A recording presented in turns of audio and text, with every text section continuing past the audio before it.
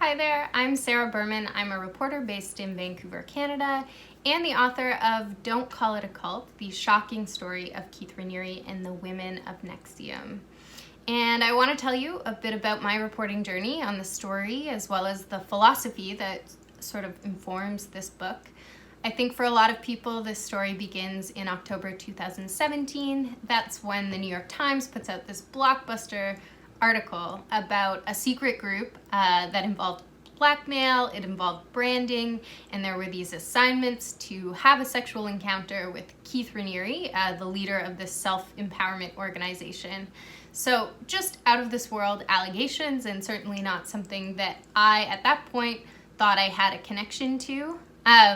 But quickly down the reporting journey, after meeting Sarah Edmondson, also in 2017, I started to discover this was a very Vancouver community. You had feminists, you had vegans, you had idealists. These were not people who were unfamiliar in their political views. They were essentially friends of my friends. So for example, a good friend of mine of 10 years had gone to high school prom with Nikki Klein, and Nikki Klein was an actress just like Allison Mack and was also recruiting so-called slaves for this secret group. So that was a lot to take in, and that got me frankly obsessed with this story.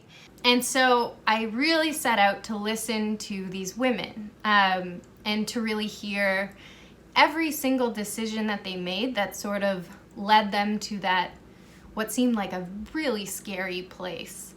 A lot of the women, when they were coming to this group, they were trying to change their life. They were maybe seeking out a new career. They certainly weren't signing up for, yes, I would like to be branded. I think I wanted to make sure that I didn't judge these women. I didn't make up my mind about their choices. And I really tried to think that this could have been me. This could have been my best friend. But the obsession went a lot deeper than just a few, interviews with women. There were court cases, obviously, to follow. The criminal case, 6 weeks of trial in 2019. And despite the challenges of the pandemic, I was able to attend Keith Raniere's sentencing as well in New York in October 2020. And then there were the past lawsuits. So NXIVM had a habit of suing its perceived enemies, which meant there was just a ton of material to dig into. It got to a point where it was pretty bottomless, I would say.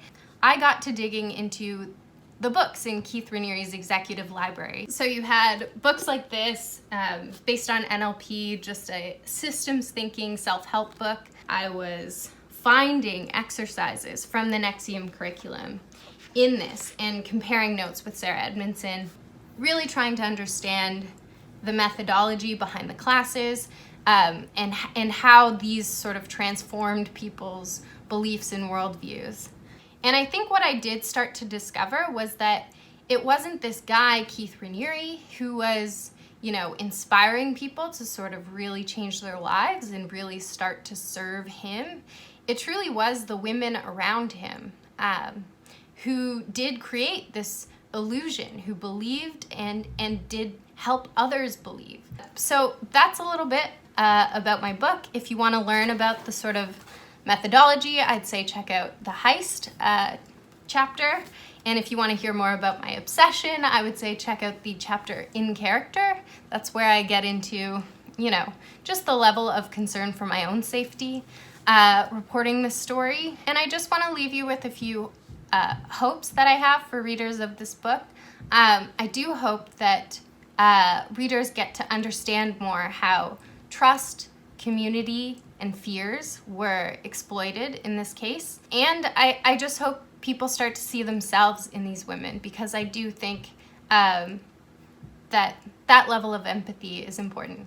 And of course, I hope you enjoy reading. Thank you.